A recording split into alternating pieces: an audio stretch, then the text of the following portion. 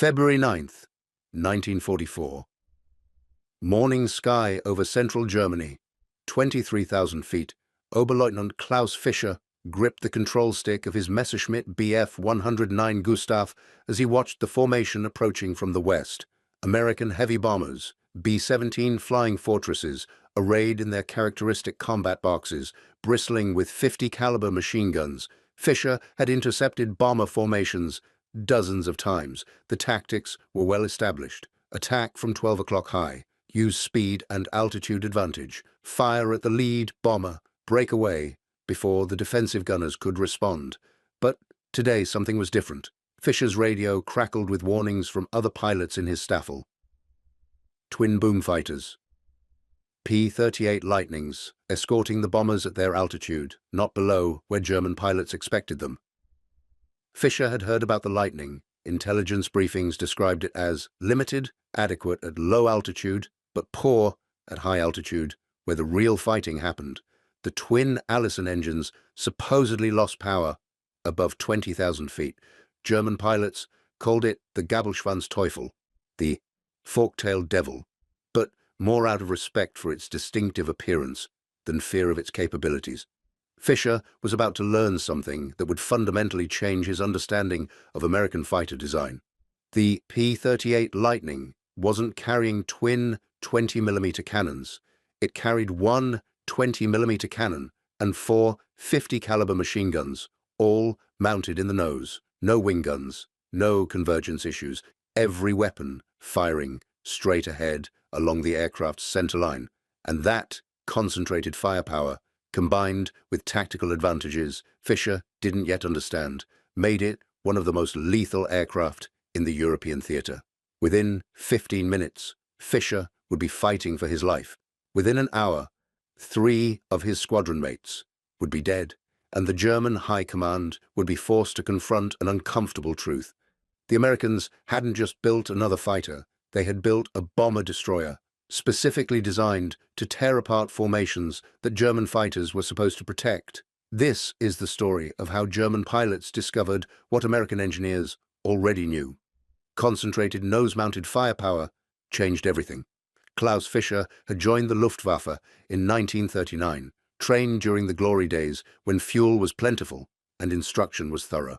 He'd flown in the Battle of Britain, survived the Eastern Front, and by 1944 was a veteran with 11 confirmed kills. He flew the Bf 109 Gustav, the latest variant, a capable aircraft, but increasingly outmatched by American fighters that seemed to improve with every month.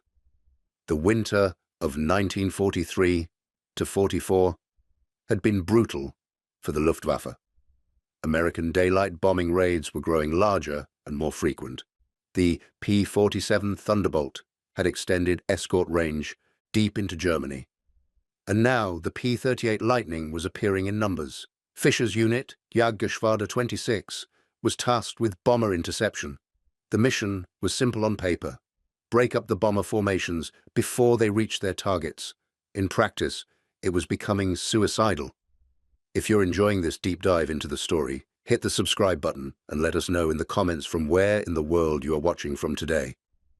The P-38 Lightning that Fischer was about to encounter had a development history that explained its unique characteristics. Lockheed designed it in response to a 1937 Army Air Corps specification calling for a high-altitude interceptor.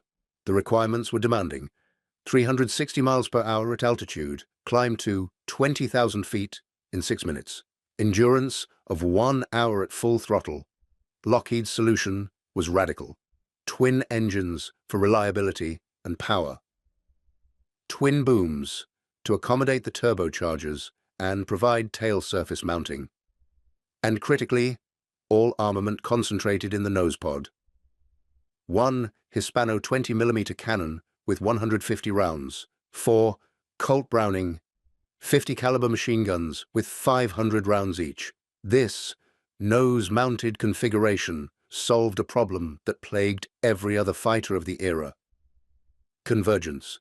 Wing-mounted guns had to be aimed to converge at a specific distance, typically 250 to 300 yards. Fire closer than convergence, and the bullets spread wide. Fire farther, and they spread again.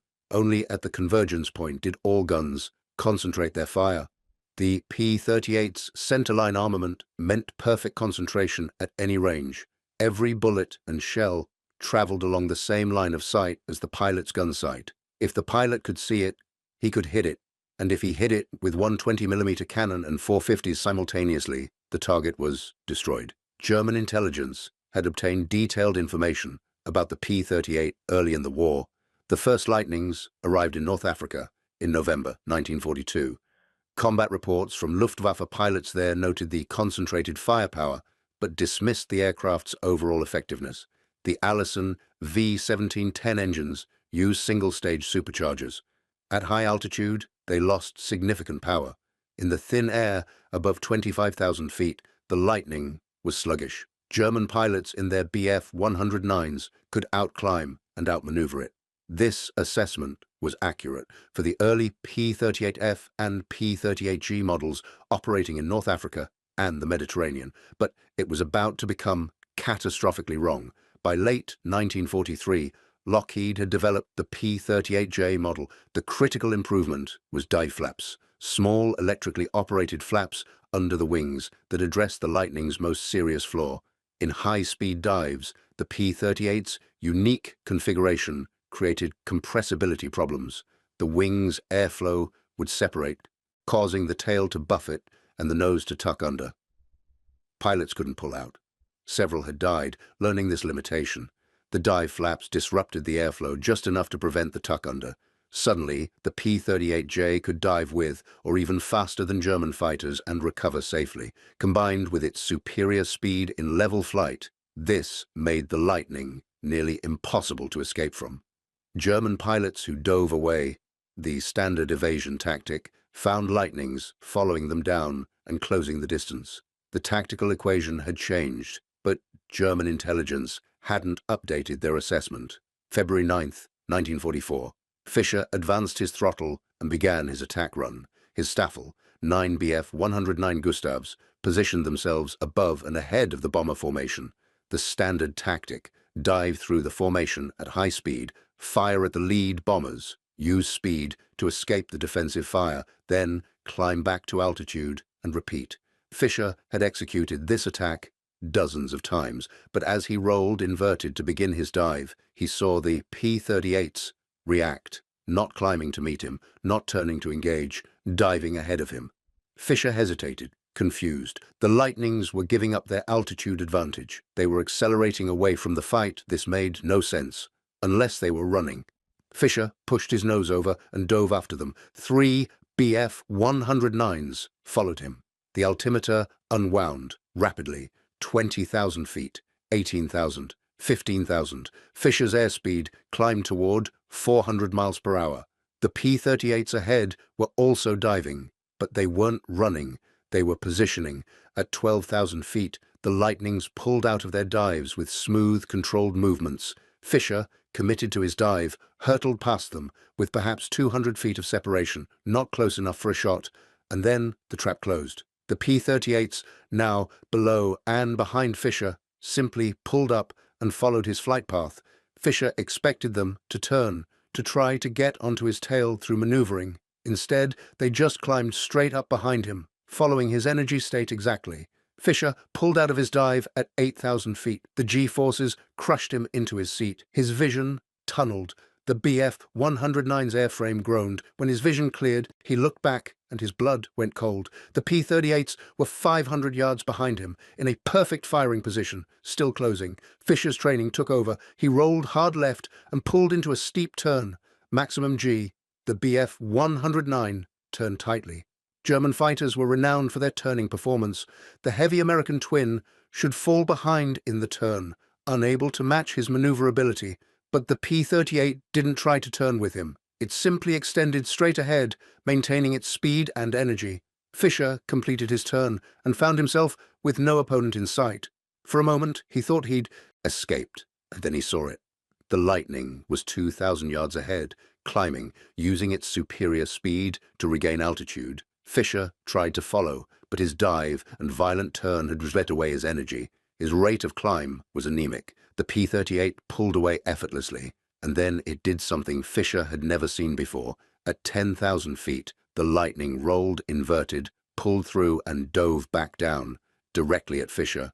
Now Fischer understood. The P-38 pilot wasn't trying to dogfight. He was boom and zooming, using speed and energy, not turning, to control the engagement. Fischer had two choices: try to turn inside the Lightning's attack run or dive away to gain speed for his own escape.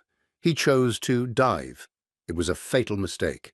The P-38 followed him into the dive, but unlike Fischer's BFE-109, which began to vibrate and buffet as compressibility effects built up, the Lightning remained smooth and stable. Its dive flaps kept it controllable. Fischer's airspeed indicator passed 450 miles per hour.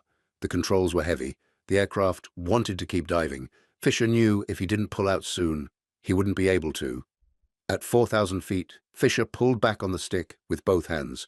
The BF-109 shuddered and slowly, agonizingly slowly, began to recover.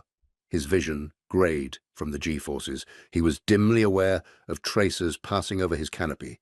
The P-38 was firing. Fischer's fighter bucked as shells struck the left wing, then the engine cowling. The Daimler-Benz DB-605 engine began to sputter. Fischer's aircraft was dying. He shut down the engine and aimed for a field he could see ahead. The landing was controlled but hard. The BF-109's landing gear collapsed. The aircraft slid to a stop in a spray of dirt. Fischer scrambled out, unhurt but shaken. He watched the P-38 that had shot him down waggle its wings and climb away to rejoin the bomber formation. The entire engagement had lasted perhaps 4 minutes. Fischer had been completely outclassed. That same day, across the formation, the story repeated itself. German fighters made their standard diving attacks. P-38 Lightnings intercepted them, not by turning and maneuvering, but by using speed and energy tactics. Out of 9 BF-109s from Fischer's Staffel that engaged, 3 were shot down, 2 were damaged and force-landed, and 4 returned to base, having expended their ammunition without achieving a single bomber kill. The P-38s had shattered the German attack without suffering any losses. The post-mission debriefings at Luftwaffe bases across Germany that evening were tense. Pilots reported that the P-38 was far more capable than intelligence had indicated. It was fast, it could dive with or ahead of German fighters, and its concentrated firepower was devastating. But it was the tactical reports that caused the most concern. The P-38 pilots weren't dogfighting. They were using energy tactics that German fighters couldn't counter. One pilot, Hauptmann Erich Hartmann, not the famous ace, but a different pilot with the same name, wrote in his after-action report something that would prove prophetic. The P-38 is not a turning fighter. It is a pursuit fighter. It uses speed to catch us and concentrated firepower to destroy us. When we turn, it extends and resets. When we dive, it follows and shoots. We have no effective counter-tactic except to avoid engagement. But we cannot avoid engagement and still attack the bombers. We are trapped. The assessment was accurate. The P-38's design, which had seemed like a compromise in early war testing, had evolved into a purpose-built bomber escort and interceptor destroyer, and the German Luftwaffe was about to learn just how devastating that purpose-built design could be. The 20mm cannon that German pilots had heard about, that wasn't twin but singular, was about to demonstrate why concentrated nose firepower changed aerial warfare forever. The Hispano-Suiza HS-404 20mm cannon mounted in the P-38's nose was a weapon with its own interesting history. Originally designed by Swiss engineer Marc Birkicht, it was manufactured under license by multiple countries. The American version, produced by Hispano-Suiza, fired high explosive incendiary shells at approximately 600 rounds per minute. Each shell weighed approximately 4.3 ounces. When it struck an aircraft, it didn't just punch a hole like a .50 caliber bullet, it exploded. Combined with the 450 caliber Browning M2 machine guns, each firing at approximately 850 rounds per minute, The P-38's nose armament could put out a devastating volume of fire. In a 2-second burst, the cannon fired 20 rounds and the machine guns fired 113 bullets, all traveling along the same centerline, all arriving at the same point. This was the key that German pilots were discovering. The Lightning didn't need to score many hits because every hit concentrated maximum destructive force on a single area of the target. Wing-mounted guns spread their fire. Even at optimal convergence distance, the bullets arrived from different angles and hit different parts of the aircraft. Some hits might be non-critical, striking wing tips or tail surfaces that could absorb damage. The P-38's centerline armament meant that if the pilot aimed at the cockpit, every bullet and shell hit the cockpit. If he aimed at an engine, every round hit that engine. The destruction was concentrated and catastrophic. If you find this story engaging, please take a moment to subscribe and enable notifications. It helps us continue producing in-depth content like this. German aircraft were not built to withstand this level of concentrated punishment. The Bf 109 had excellent performance, but relatively light construction to save weight. A 2-second burst from a P-38 centered on the fuselage would tear the aircraft apart. Even the heavily armored Focke-Wulf FW-190, with its radial engine and robust construction, couldn't survive direct hits from 20mm high explosive shells. But the lethality wasn't just about the guns. It was about the platform. The P-38 was inherently stable as a gun platform. The twin-engine configuration meant no propeller torque, no tendency to pull left or right. The pilot didn't have to fight the aircraft to keep the gun sight steady. The long fuselage with engines mounted on booms created a high moment of inertia. The aircraft resisted sudden movements. This stability meant accurate shooting, especially during high-speed passes where other fighters would be bucking and vibrating. By March 1944, German intelligence had finally updated their assessment of the P-38. A report distributed to fighter units included a section specifically about the Lightning's armament.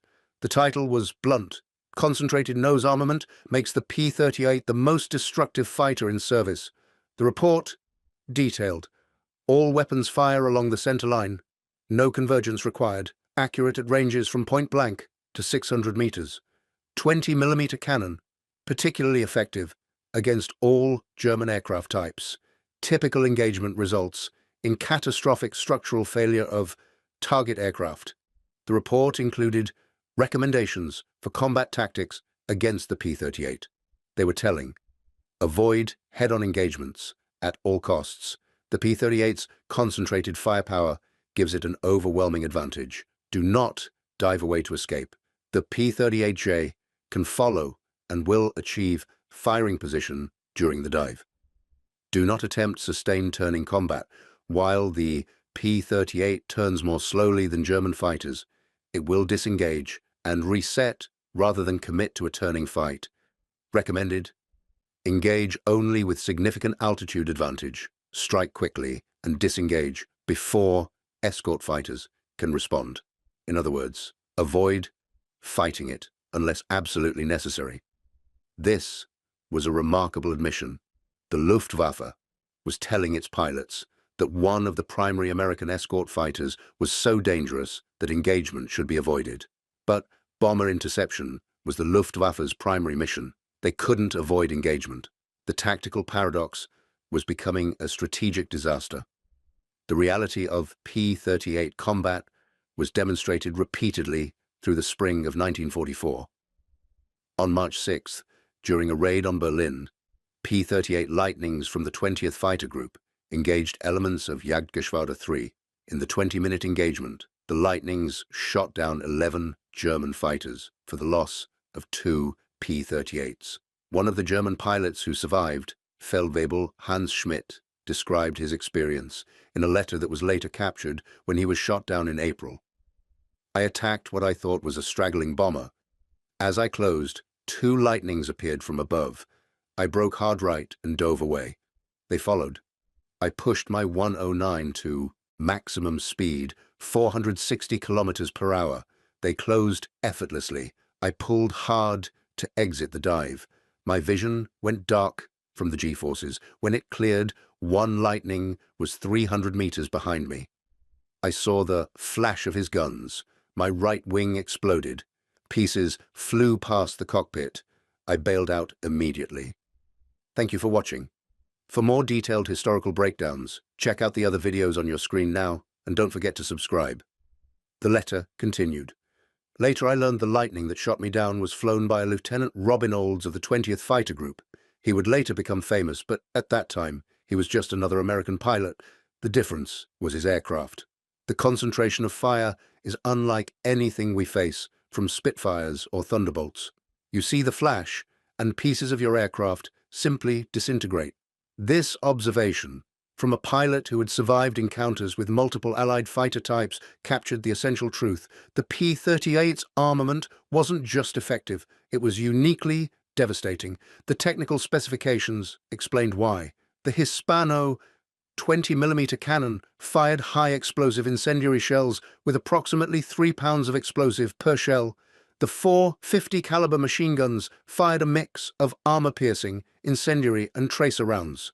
In a typical ammunition load, every fifth round was a tracer, allowing the pilot to observe his fire and adjust. When this combination struck an aircraft, the effects were cumulative and catastrophic. The 50 caliber rounds would penetrate the skin and structure, creating holes and weakening the airframe. The 20mm shells would then explode inside the structure, creating massive internal damage. Fuel tanks would rupture and ignite, control cables would sever, structural members would fail, the aircraft would come apart in the air. German pilots called the effect Zerstörung, destruction. But it was more specific than that. It was disintegrating. The aircraft didn't just crash. They broke into pieces. The P-38 pilots had a name for it too. They called successful attacks scrap jobs, because what remained of the target aircraft resembled scrap metal, more than a functional machine. But understanding the weapon was only part of the story.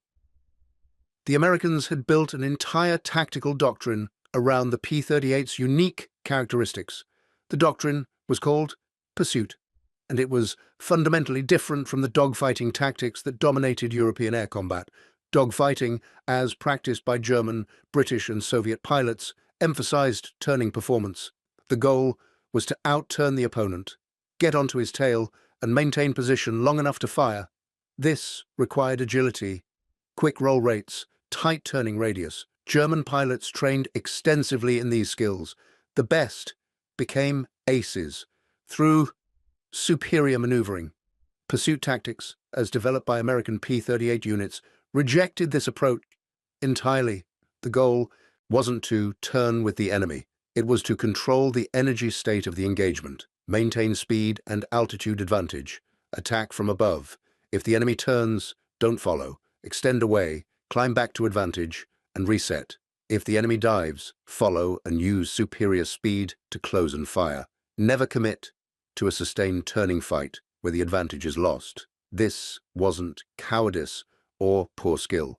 It was the optimal use of the P-38's characteristics. The Lightning was fast, especially at altitude. It had excellent acceleration. It could dive safely thanks to dive flaps. It climbed well, and its concentrated firepower meant it didn't need sustained firing opportunities. A 2-second burst from optimal position was enough. Everything else was positioning. The Americans had systematized what German pilots were only beginning to understand. The aircraft's capabilities dictated tactics, not the other way around. By April 1944, the Luftwaffe's day fighter force was in crisis, not because German pilots lacked skill or courage, but because they were fighting an unwinnable tactical battle. American bomber formations were now escorted by 3 types of fighters, each optimized for different roles. P-47 Thunderbolts, heavily armed and armored, specialized in ground attack and low-altitude combat. P-51 Mustangs, with their extraordinary range, provided escort deep into Germany. And P-38 Lightnings, with their concentrated firepower and energy advantages, specialized in bomber protection and interceptor destruction. The P-38's role was specifically to engage German fighters that attempted to attack the bomber formations. This was different from the general escort mission. The Lightning pilots were hunter-killers, looking for German interceptors and destroying them before they could reach the bombers, and they were devastatingly effective at it. German fighter losses spiked. In March 1944 alone, the Luftwaffe lost over 300 day fighters in combat with American escorts. The P-38 units accounted for a disproportionate number of these kills. The statistics told the story that individual pilots were experiencing. The 20th Fighter Group, flying P-38s, achieved a kill-to-loss ratio of approximately 4-1 during the first quarter of 1944. The 55th Fighter Group achieved similar results. These weren't aces, picking off easy targets. These were entire units consistently destroying German fighters in nearly every engagement. The cumulative effect was catastrophic for the Luftwaffe, but the P-38 wasn't invincible. German pilots who survived learned its weaknesses and how to exploit them. The most successful tactic was to avoid combat entirely when possible. If forced to engage, the best approach was to attack from below and behind, exploiting the P-38's limited rear visibility. The twin-boom configuration created blind spots that a skilled German pilot could exploit. Another weakness was the engines themselves. The Allison V1710 was a liquid-cooled inline engine. A single hit to the coolant system would cause the engine to overheat and fail within minutes. German pilots learned to aim for the engine nacelles specifically, and there was one environmental factor that plagued the P-38 throughout its service in Europe: cold. At high altitude over Germany, temperatures regularly dropped to -40 degrees Fahrenheit or colder. The P-38's cockpit was not pressurized, and heating was minimal. Pilots suffered from cold injuries, frostbite on hands and feet. The cold also affected the aircraft systems. Turbochargers would occasionally fail. Guns would jam. In extreme cold, the control surfaces could ice up, creating dangerous flight conditions. German pilots learned to watch for P-38s that were struggling with cold-related issues, an aircraft with one engine running rough, or a pilot who was clearly suffering from cold exposure was vulnerable. But these opportunities were rare. Most P-38 pilots managed the cold through layers of clothing, heated suits, and determination, and the mission continued. By May 1944, German Fighter Command issued new guidance to all-day fighter units. The directive was remarkable for its pessimism. Current American escort fighters, particularly the P-38 Lightning and P-51 Mustang, have achieved air superiority over the Reich. German fighters can no longer guarantee interception of bomber formations. All units will prioritize pilot survival. Do not pursue engagements where tactical advantage is held by the enemy. Preserve aircraft and pilots for future operations. This was an admission of defeat. The Luftwaffe was telling its pilots to avoid combat. Preservation had replaced aggression as the primary goal, but individual pilots still fought, because orders to avoid combat meant nothing when bombers were destroying German cities. Klaus Fischer, the pilot who had been shot down on February 9th, returned to his unit in April after recovering from minor injuries. He flew 7 more missions before being shot down again on May 3rd. This time by a P-51 Mustang. He survived with serious injuries and spent the rest of the war in hospitals. His combat career was over. Many of Fischer's squadron mates weren't as fortunate. Of the 18 pilots in his staffel in January 1944, only 5 were alive and still flying by June. 7 were dead. 6 were wounded and out of action. The casualty rate was unsustainable, and the losses continued. The P-38's impact on the air war over Europe was substantial, but it represented only part of American air power. The 8th Air Force, flying from England, fielded over 2,000 fighters by June 1944. Of these, approximately 350 were P-38 Lightnings. They represented less than 20% of the escort fighter force, but they accounted for nearly 30% of German fighter kills during the first half of 1944. This disproportionate effectiveness was the result of design decisions made years earlier. When Lockheed's engineers chose to mount all armament in the nose, they created a weapon system that maximized destructive potential. When they added dive flaps to address compressibility issues, they eliminated the P-38's primary weakness, And when American tactical doctrine emphasized energy fighting over dogfighting, they created a combination that German fighters couldn't counter. The irony was that the P-38 had been developed before the war based on peacetime specifications. It wasn't designed specifically to counter German fighters. It was designed as a high-altitude interceptor, a role that seemed almost quaint by 1944.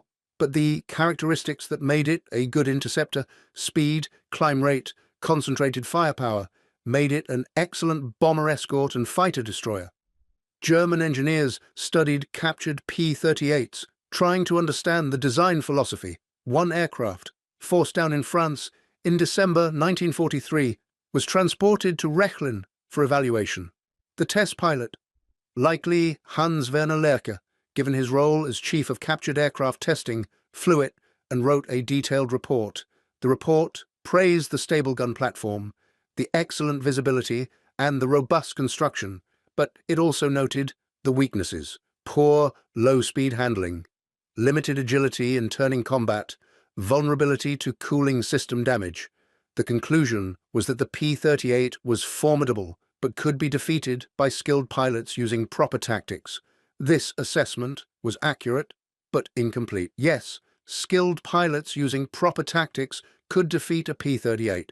The problem was that by mid-1944, the Luftwaffe had fewer skilled pilots, less fuel for training, and no time to develop and disseminate proper tactics.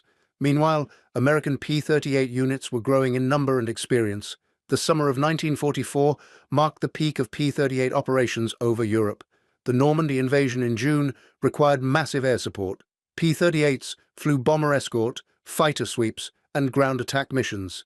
The concentrated nose armament that was so devastating against aircraft proved equally effective against ground targets.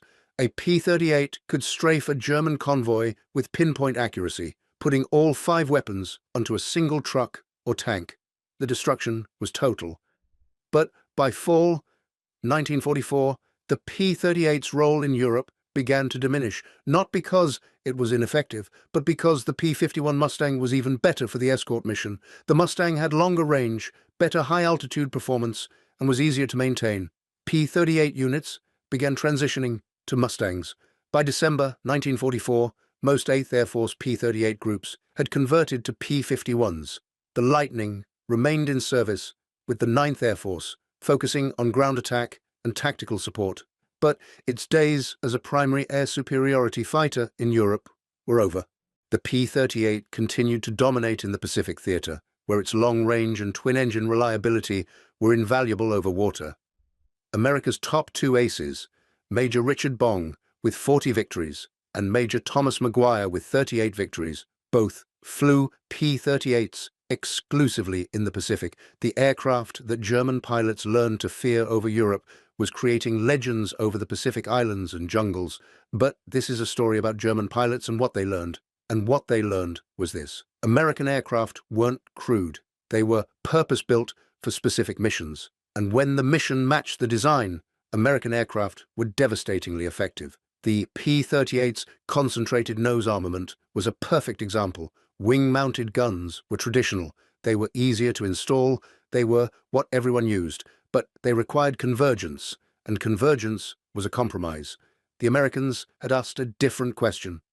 What if we didn't compromise? What if we put all guns on the centerline, regardless of the engineering challenges? The result was an aircraft that required a unique configuration. Twin booms to accommodate the armament pod, but delivered uncompromising lethality. German engineering philosophy had different priorities. The Bf-109 and FW-190 were optimized for agility and performance. They were excellent aircraft within their design parameters, but those parameters assumed short-range interception missions, quick engagements, and air superiority.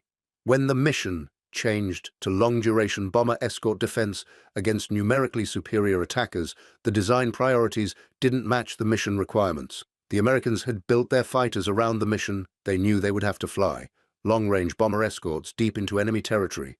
The aircraft had to have the range, the endurance, the reliability, and they had to have the firepower to destroy interceptors quickly. Before those interceptors could attack the bombers, the P-38 Lightning, with its twin engines for reliability and range, its concentrated armament for quick kills, and its energy-fighting characteristics for sustained combat, was purpose-built for this mission. That it succeeded so completely was a testament to American engineering foresight. Klaus Fischer survived the war. In interviews decades later, he spoke about his experiences fighting American aircraft. The P-38 was the most dangerous, he said in a 1986 interview, not because it was faster or more maneuverable. The P-51 was actually superior in those areas, but because when a P-38 hit you, you were finished. There was no limping home with damage. The aircraft came apart. He described the psychological impact of knowing that a single burst would be fatal. It made pilots hesitant, cautious, and in air combat, hesitation was death. Other German pilots echoed this assessment. Gunther Roll, who would finish the war as the third highest scoring ace with 275 victories, mostly on the Eastern Front, flew against P-38s in the West during brief periods. His assessment was succinct. The Americans understood something we didn't. Firepower concentrated is worth more than firepower dispersed. Their nose-mounted guns meant every round hit the same spot. Our wing guns spread the damage. Their way was better. The numbers supported this conclusion.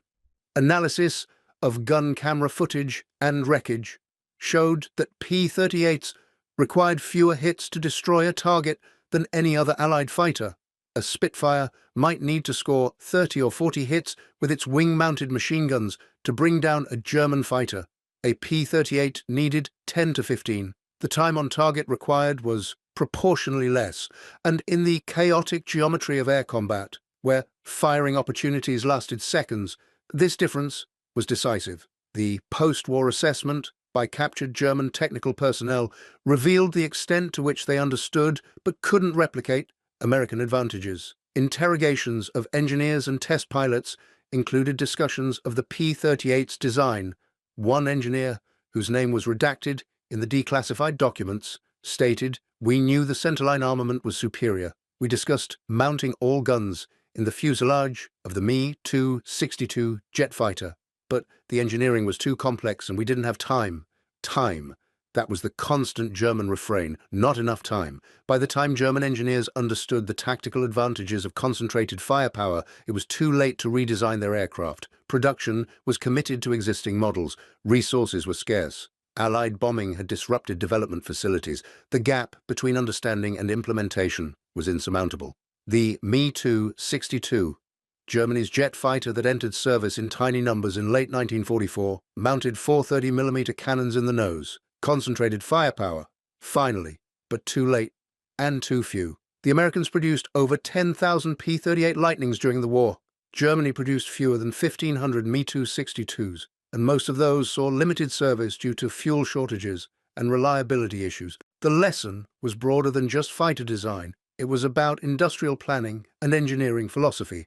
American industry identified mission requirements early, designed aircraft to meet those requirements, refined the designs based on combat experience, and produced them in overwhelming numbers. German industry designed excellent individual aircraft, but didn't systematically match designs to missions, couldn't refine designs quickly enough, and couldn't produce in sufficient numbers. The P-38's concentrated armament was a microcosm of this difference. American engineers asked what firepower arrangement would be most lethal, then designed the aircraft around that requirement. German engineers designed excellent airframes, then fitted them with whatever armament was available and could be easily installed. The results were predictable. When Klaus Fischer walked away from his second shootdown in May 1944, he was finished with combat flying. He spent the rest of the war as an instructor, training new pilots in the tactics they would need to survive. He taught them about American fighters, about the P-38's concentrated firepower, about energy tactics and boom and zoom attacks. But he also told them something else, something he had learned from 2 encounters with American fighters and dozens of missions seeing friends die. "You're going into a fight. We can't win," he would tell the young pilots. not because you lack courage or skill, but because they have more aircraft, better fuel, superior tactics, and in the case of the P-38, weapons designed specifically to kill you quickly. Your job isn't to win, it's to survive as long as possible and take as many of them with you as you can. It was a grim lesson for young pilots, many of whom had fewer than 50 hours of total flight time before being thrown into combat. The elaborate training program that had produced skilled pilots like Fischer in 1939 no longer existed. Fuel shortages meant minimal flight time. Instructor shortages meant abbreviated curriculums. The new pilots were lambs being sent to slaughter. Fischer knew it. They knew it. And there was nothing anyone could do about it. The war ended in May 1945. The Luftwaffe's day fighter force had been destroyed, not in a single battle, but through attrition across thousands of missions over 3 years. The P-38 Lightning had played its part in that destruction, not through individual heroics, though there were many, but through systematic application of superior design to combat missions. When the final accounting was done, P-38s had shot down approximately 1,800 German and Japanese aircraft. This represented approximately 4% of total Axis aircraft destroyed, not a dominant percentage, but achieved by an aircraft type that represented less than 2% of Allied fighter production. The disproportionate effectiveness validated the design philosophy. Concentrated firepower, properly employed, was a force multiplier. American pilots recognized this. One P-38 pilot, Captain Robert de Haven, who scored 14 victories in the Pacific, said in a post-war interview, "The Lightning was a gun that flew." Everything else about the aircraft, the twin engines, the twin booms, the configuration, was in service to putting that gun pod with its cannon and machine guns onto a target and keeping it there long enough to fire. It was purpose-built, and the purpose was destruction. German pilots who survived to the post-war era carried memories of the P-38 that differed from their memories of other Allied fighters. The Spitfire was respected as a worthy opponent, agile and well-flown. The P-51 was feared for its performance and range, but the P-38 was remembered differently, with a kind of professional appreciation for its brutal efficiency. It wasn't elegant, it wasn't particularly agile, but it was devastatingly effective at its mission. And in war, effectiveness mattered more than elegance. The story of German pilots encountering the P-38 is ultimately a story about the collision between expectation and reality. Expectation, based on early intelligence and peacetime thinking, was that the Lightning was limited, adequate, but not exceptional. Reality, learned through painful combat experience, was that the Lightning was a purpose-built killer optimized for missions that German fighters couldn't counter. The concentrated nose armament was just one aspect of that design, but it was the aspect that German pilots remembered most vividly, because it was the aspect that killed them. In the end, the P-38 Lightning wasn't remembered by German pilots as the aircraft with twin 20mm cannons, because it didn't have twin cannons. It had one cannon and 4 machine guns. But the memory of concentrated, devastating firepower that could shred an aircraft in a single pass, that memory was entirely accurate, and it was a memory that helped explain why Germany lost the air war over Europe. Not because German pilots lacked skill or courage, but because American engineers had asked better questions and built better answers, and in industrial warfare, that difference was everything. Thank you for watching. For more detailed historical breakdowns, check out the other videos on your screen now, and don't forget to subscribe. The summer of 1944 brought a new phase of P-38 operations that German pilots found even more challenging than bomber escort missions. Fighter sweeps. These were offensive patrols where P-38 formations would fly ahead of bomber streams, hunting for German fighters before they could organize their attacks. The Lightning's speed and range made it ideal for this role, and its concentrated firepower made these sweeps devastatingly effective. Oberfeldwebel Werner Hohenberg, a pilot with Jagdgeschwader 11, encountered a P-38 sweep on June 14, 1944. His account, recorded in a post-war interview, reveals the tactical helplessness German pilots felt. "We were forming up at 6,000 meters, preparing to intercept a bomber formation reported inbound. He recalled, "We had perhaps 12 aircraft from our group. Standard procedure: climb to altitude, identify the bomber stream, coordinate the attack approach with other units."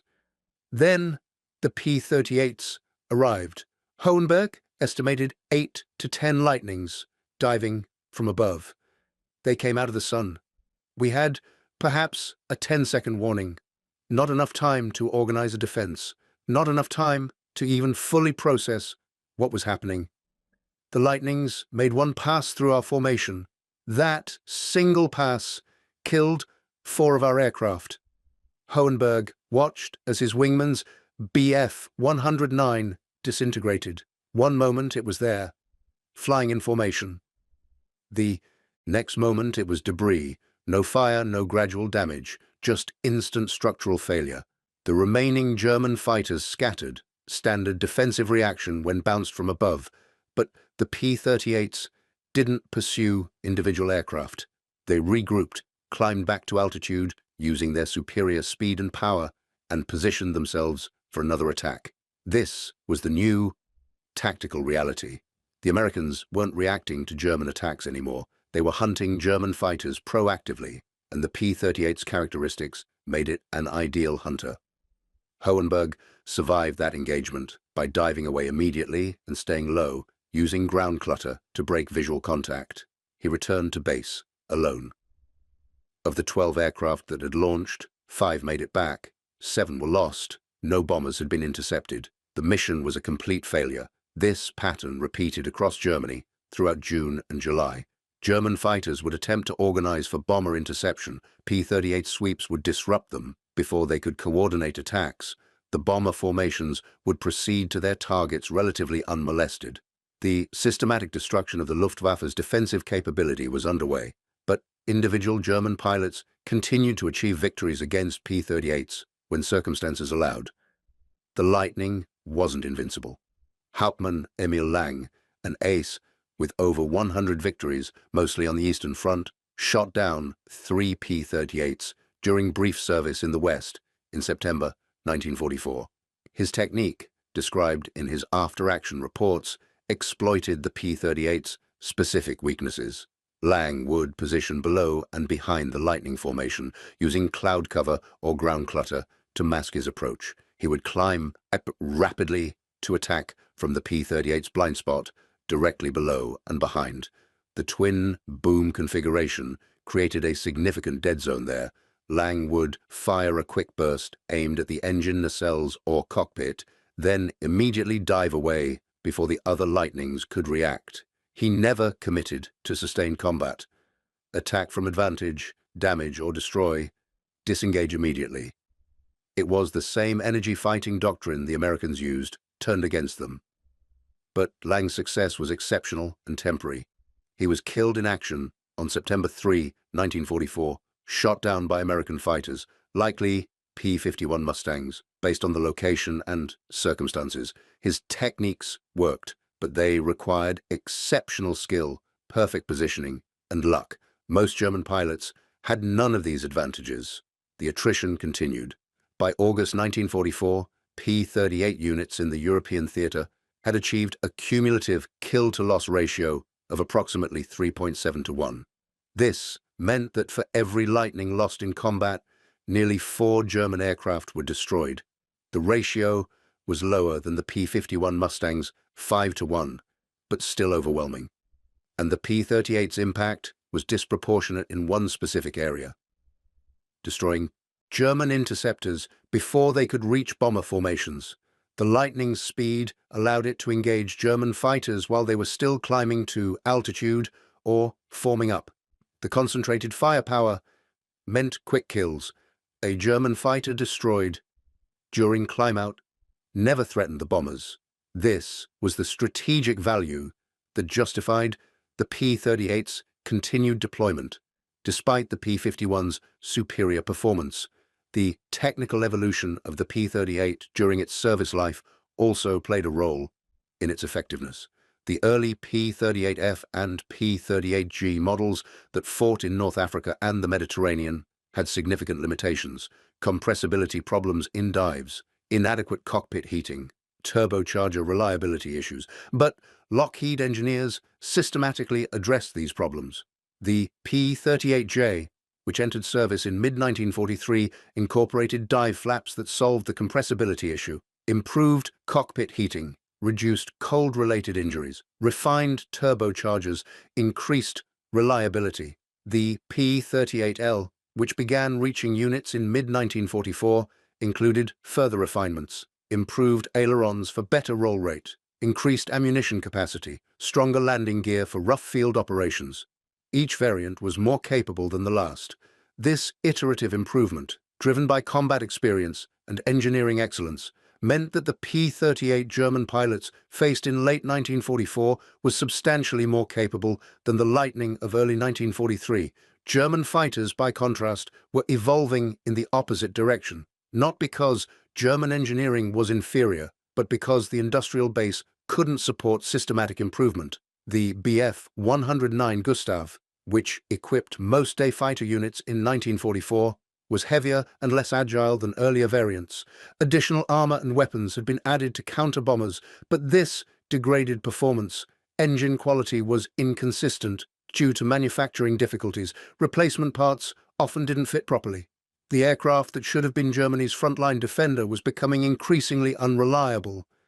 The Americans were improving their fighters through systematic engineering. The Germans were watching their fighters decline through industrial collapse. The P-38's armament also represented a broader American approach to weapons integration. German fighters typically mounted a mix of machine guns and cannons, but the installation was often compromised by space limitations. The Bf 109 G6, for example, carried one 30mm cannon firing through the propeller hub and two 13mm machine guns mounted above the engine. The cannon was devastating when it hit, but it had a low rate of fire and limited ammunition, only 60 rounds. The machine guns were more useful for sustained fire, but lacked destructive power, and all three weapons had different trajectories and ballistics. The pilot had to account for these differences when aiming. The P-38's armament, by contrast, was integrated as a weapon system. One 20mm cannon with 150 rounds, four 50 caliber machine guns with 500 rounds each, all mounted on the same centerline, all harmonized to the same aiming point.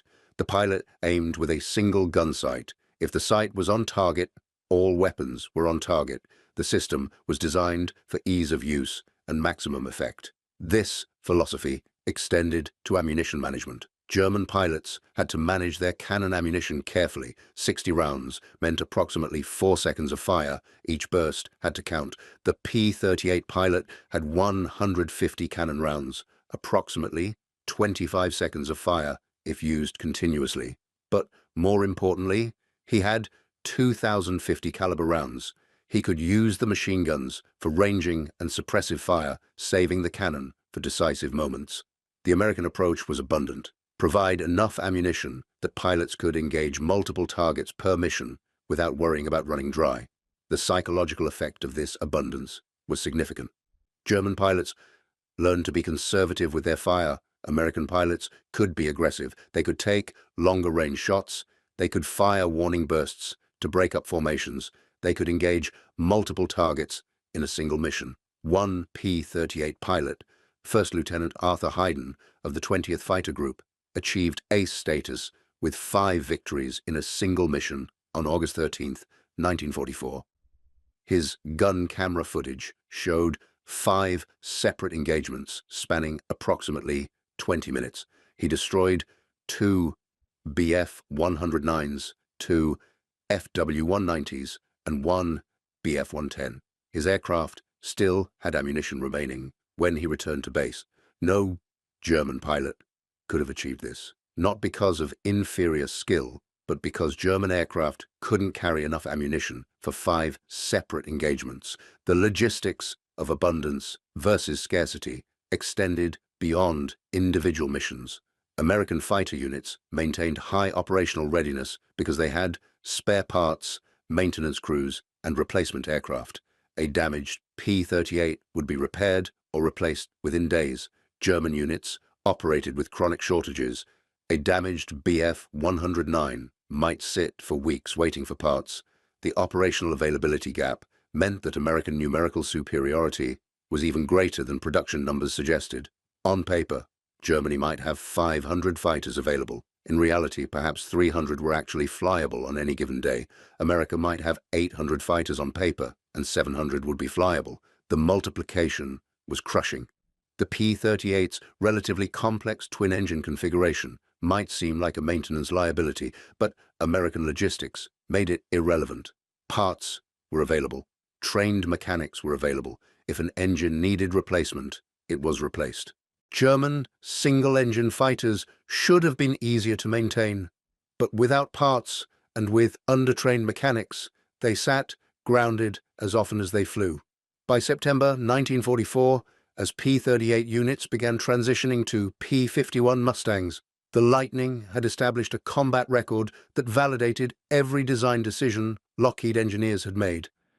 The concentrated nose armament had proven devastatingly effective. The twin-engine reliability had saved countless pilots over hostile territory. The speed and energy characteristics had created tactical advantages that German fighters couldn't counter. But the P-38's legacy extended beyond its combat record. It influenced post-war fighter design in ways that are still visible today. The concept of concentrated centerline armament became standard. Modern fighters mount their guns and cannons on the fuselage centerline whenever possible. The idea that weapons should fire along the pilot's line of sight without convergence requirements became accepted doctrine. The P-38 proved this approach worked. The emphasis on energy fighting over turning performance also became doctrine. Post-war fighter design prioritized speed, acceleration, and climb rate. Turning ability remained important but secondary. The P-38's combat success validated this priority shift, and the concept of purpose-built design, creating an aircraft optimized for a specific mission rather than trying to create a universal fighter, became standard American practice. The F-4 Phantom of the Vietnam era, the F-15 Eagle, the F-22 Raptor, all were designed around specific mission requirements. Then tactics were developed to exploit their characteristics. This was the P-38 approach, systematized and refined.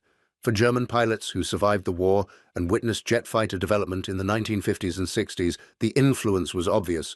The American Century Series fighters, F-100, F-101, F-104, all emphasized speed and firepower over maneuverability. All mounted their primary armament on the fuselage centerline. The lessons learned from P-38 combat in World War II had become the foundation of jet fighter design. Klaus Fischer, the pilot whose story opened this account, lived until 1998. In his final years, he watched documentaries about modern fighter aircraft and saw the P-38's influence everywhere. "They learned the right lessons," he said in his last recorded interview. "We learned them too, but too late." The Americans understood that the fighter's job was to kill the enemy quickly and survive to kill again, not to engage in gentlemen's duels. The P-38 was built for killing efficiently. Everything else was secondary. It's a harsh assessment, but accurate. The P-38 Lightning wasn't designed to be beautiful or elegant or sporting. It was designed to destroy enemy aircraft as quickly and efficiently as possible, then survive to do it again. The concentrated nose armament, the twin engines, the speed, the energy, advantages, all served this single purpose. And in total war, purpose-built lethality defeated traditional elegance. The German pilots who encountered P-38s learned this lesson in the most direct way possible. Through combat, through losses, through the systematic destruction of their units, the Lightning taught them that American engineering wasn't crude, it was focused. And that focus, combined with industrial capacity and sound tactical doctrine, was unstoppable. The final accounting of the P-38's service in Europe shows approximately 1,200 German aircraft destroyed for roughly 320 Lightnings lost in combat, a nearly 4-to-1 kill ratio achieved across thousands of missions over 18 months of intensive combat. But numbers alone don't capture the impact. The P-38 didn't just destroy German fighters, it disrupted German defensive doctrine. It forced tactical changes the German pilots couldn't effectively implement. It protected bomber formations that destroyed German industrial capacity. The strategic effect was far greater than the raw kill numbers suggest.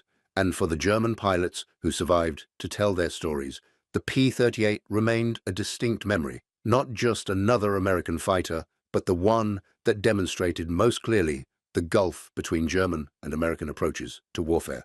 Germany was built for quality and excellence. America was built for overwhelming, systematic, purpose-driven destruction. In industrial total war, the American approach won. The P-38 Lightning, with its concentrated nose-mounted firepower that could shred aircraft in a single pass, was the perfect expression of that approach, and German pilots who encountered it learned a lesson that would outlive the war. In combat, elegant engineering means nothing. Effective engineering means everything. The mechanics who maintained P-38s in Europe had their own perspective on the concentrated armament system. Staff Sergeant Michael Kowalski, a crew chief with the 55th Fighter Group, worked on Lightnings throughout 1944. His account, preserved in unit histories, reveals the practical advantages of the nose-mounted gun configuration. Servicing the weapons was straightforward, he recalled.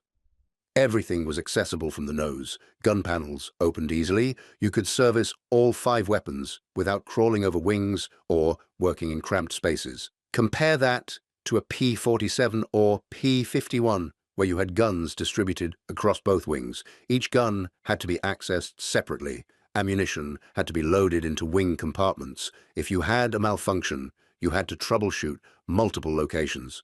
The P-38's centralized armament meant faster turnaround between missions. This operational advantage multiplied across hundreds of aircraft and thousands of missions. A P-38 could be rearmed and ready for another mission in under 30 minutes. Wing-mounted gun systems often took twice as long. Time on the ground was time not fighting. The P-38's design minimized ground time. The armament's reliability was also superior.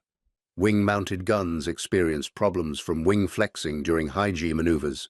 The wings would twist slightly, and guns mounted near the wingtips would experience different G-forces than guns mounted closer to the fuselage. This could cause jamming or feed problems. The P-38's nose-mounted guns were all mounted on the rigid center fuselage structure. They experienced identical forces during maneuvers. Jamming was less common. When it did occur, all 5 weapons were accessible together for troubleshooting. German ground crews, by contrast, were struggling with increasingly complex maintenance requirements and decreasing resources. The Bf-109's engine-mounted cannon required specialized tools and training to service. The wing-mounted machine guns were more accessible, but still required working in tight spaces. And by late 1944, German maintenance personnel were increasingly undertrained, forced laborers, or hastily trained young men. The sophisticated maintenance that German fighters required simply wasn't being performed consistently. Aircraft that should have been operational sat grounded with repairable problems. The maintenance advantage, like every other advantage, compounded over time. One particular engagement illustrates the P-38's concentrated firepower more vividly than statistics can convey. March 2nd, 1944, over Erkenschwan, Germany. First Lieutenant Jack Ilfrey of the 20th Fighter Group was escorting B-17s when his flight encountered a formation of Bf-110 twin-engine heavy fighters. The 110 was a formidable aircraft, heavily armed and armored, designed specifically to attack bomber formations. It mounted 30mm and 20mm cannons plus machine guns. Against bombers, it was devastating. Against a P-38, it was outmatched. Ilfrey maneuvered behind one of the 110s and opened fire at 400 yards. His gun camera footage, preserved in National Archives collections, shows what happened next. The first burst, approximately 1 second, struck the 110's left engine. The engine immediately began streaming smoke. Ilfrey adjusted his aim slightly and fired again. 2 seconds. The concentrated fire walked across the fuselage. Pieces of the canopy and fuselage skin tore away. The 110 began a slow roll to the left. Ilfrey fired a third burst, 1.5 seconds. This burst struck the right engine and wing root. The wing separated from the fuselage. The 110 disintegrated. Total time from first shot to destruction, 4.5 seconds. Total ammunition expended, approximately 15-20mm shells and 80-50 caliber rounds. The Bf-110 was a large, robust aircraft built to absorb bomber defensive fire. The P-38's concentrated armament destroyed it in less than 5 seconds. Ilfrey went on to destroy 2 more 110s in that engagement. His total ammunition expenditure for 3 confirmed kills was approximately 40-20mm shells and 250 caliber rounds. He still had over half his ammunition remaining when he returned to base. German pilots who flew the Bf-110 and survived encounters with P-38s described the experience as terrifying. Lieutenant Friedrich Wachowiak, who flew 110s with Zerster Ergeschwader 26, was attacked by P-38s on April 11, 1944. His account, recorded during prisoner interrogation after he was shot down later that month, reveals the psychological impact. "We were positioned to attack the bomber formation from the flank, standard tactic for heavy fighters. Then the lightnings came at us head-on. I saw the muzzle flashes. The next thing I remember, my entire instrument panel exploded, pieces everywhere. My co-pilot was screaming. The controls weren't responding. I don't know how many hits we took. It felt like one continuous impact. We were falling. I managed to level out long enough for both of us to bail out. Wachowiak's aircraft had been hit by approximately 6 20mm shells and 25-50 caliber rounds. The entire engagement, from first shot to his bailout, lasted approximately 8 seconds. The concentrated firepower had effectively destroyed his aircraft in a single pass. This wasn't unusual. German heavy fighters, the Bf-110 and Me-410, were priority targets for P-38s. They posed the greatest threat to bombers, and their large size made them relatively easy targets for the Lightning's accurate nose armament. Throughout the first half of 1944, P-38s destroyed German heavy fighters at a disproportionate rate. The strategic impact was significant. Germany had invested heavily in the heavy fighter concept. The idea was that twin-engine aircraft with multiple crew members and heavy armament could break up bomber formations before single-engine fighters moved in for individual kills. By mid-1944, this doctrine was in ruins. The heavy fighters were being systematically destroyed by American escorts before they could reach the bombers, and the P-38, with its combination of speed and firepower, was the primary destroyer. The irony wasn't lost on German planners. They had built twin-engine heavy fighters to destroy bombers. The Americans had built a twin-engine heavy fighter that destroyed the German heavy fighters. But the P-38's concentrated armament was equally effective against single-engine fighters. Lieutenant Colonel Jack Jenkins, commanding officer of the 55th Fighter Group, achieved 7 of his confirmed victories against Bf-109s and FW-190s. His technique, described in post-war accounts, was methodical. Jenkins would maneuver for position, often using altitude advantage to dive on German fighters from above. He would close to between 300 and 400 yards, closer than most pilots preferred, but within the optimal range for the nose-mounted guns. Then he would fire a concentrated burst, typically 2 to 3 seconds. The massed firepower at that range was overwhelming. German fighters would literally come apart. Wings would fold, fuselages would break, aircraft would tumble out of control. Jenkins described it as surgical. You weren't chipping away at the target. You were removing critical structure in one decisive action. The key was accurate shooting and understanding the ballistics.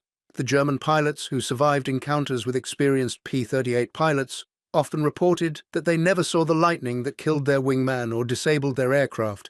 The attack would come from an unexpected angle, the concentrated firepower would strike, and before they could react, the lightning was gone, climbing away to altitude or extending to set up another attack. This invisibility was partly due to the P-38's speed and partly due to sound tactical employment, but it was also due to the fact that the Lightning didn't need sustained firing opportunities. 2 seconds of fire was enough. The window of vulnerability, when the P-38 was committed to its firing pass, was minimal. German pilots had perhaps 1 or 2 seconds to spot the attacker and react. Usually, it wasn't enough. By late summer 1944, as the strategic bombing campaign reached its peak intensity, the P-38's role evolved again. With air superiority established over most of Germany, Lightnings increasingly conducted ground attack missions, and here the concentrated nose armament proved equally valuable. A P-38 attacking a ground target, a locomotive, truck convoy, or German airfield could place all 5 weapons onto the target with devastating accuracy. There was no need to account for convergence or wing-mounted gun dispersion. If the pilot could see it in his gun sight, he could hit it. The destruction of German logistics and infrastructure by P-38 ground attacks was substantial. One particularly notable mission occurred on August 18, 1944. The 20th Fighter Group conducted a fighter sweep that encountered no air opposition. The formation, 16 P-38s, descended to strafe German airfields in southern Germany. Gun camera footage and mission reports document the destruction. 23 German aircraft destroyed on the ground, multiple fuel trucks and support vehicles destroyed, several hangars set ablaze. 1 P-38 was lost to ground fire. The concentrated armament allowed pilots to destroy aircraft with short bursts, conserving ammunition for multiple targets. One pilot, Captain Ernest Fiebelkorn, destroyed 5 aircraft on the ground in a single strafing pass. His gun camera showed each aircraft bursting into flames as his fire concentrated on fuel tanks and engines. This was the versatility that the nose-mounted armament provided. Effective against aircraft in the air, effective against ground targets, effective at various ranges. The design that seemed like a compromise, requiring an unusual twin-boom configuration, proved to be superior in nearly every operational scenario.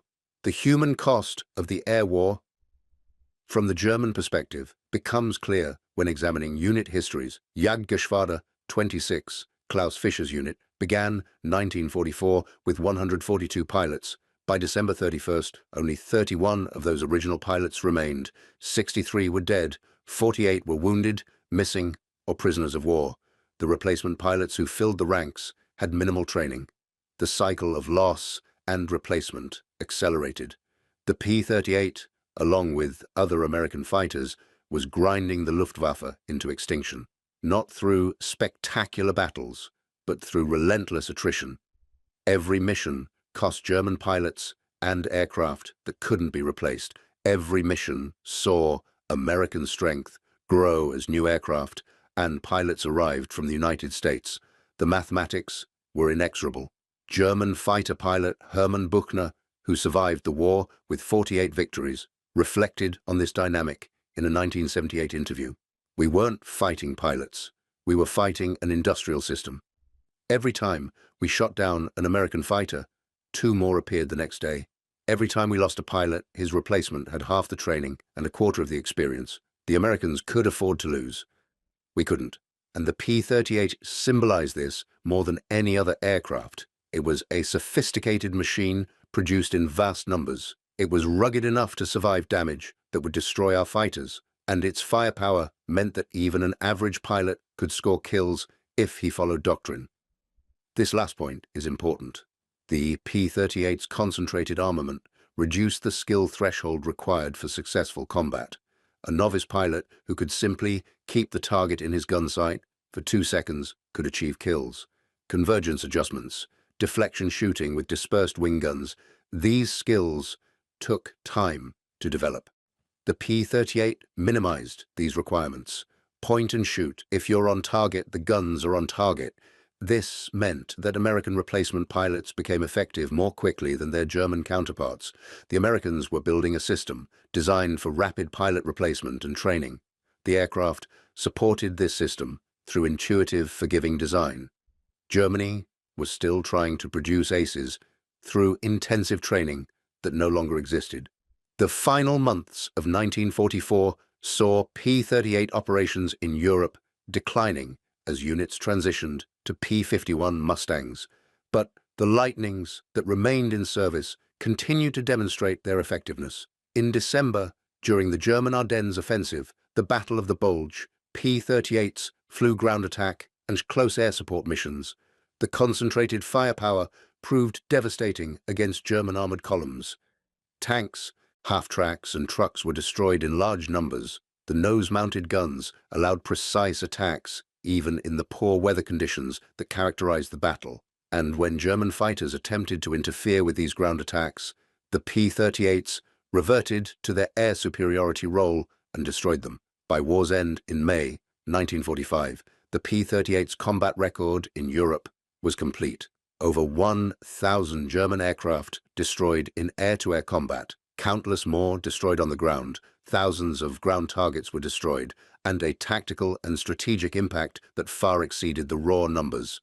The Lightning had helped establish air superiority over Germany, had protected the bomber formations that destroyed German industry, and had demonstrated design principles that would influence fighter development for generations. For the German pilots who survived, the memory of the P-38's concentrated firepower remained vivid decades later. It wasn't just another enemy fighter. It was the weapon that made them understand they were losing not just battles, but the technological and industrial war that determined those battles. The lesson transcended World War II. It applied to any conflict where design philosophy and industrial capacity determined outcomes. The side that asks better questions and builds systems to answer those questions will prevail over the side that builds excellent individual weapons without systematic integration. The P-38 Lightning asked a simple question: how do we destroy enemy aircraft most efficiently? The answer was concentrated, centerline mounted firepower combined with speed, reliability, and tactical flexibility. That answer, implemented in over 10,000 aircraft produced during 4 years of war, helped win the air war over Europe. And the German pilots who faced it learned the hard truth that engineering excellence without systematic purpose loses to adequate engineering with relentless focus.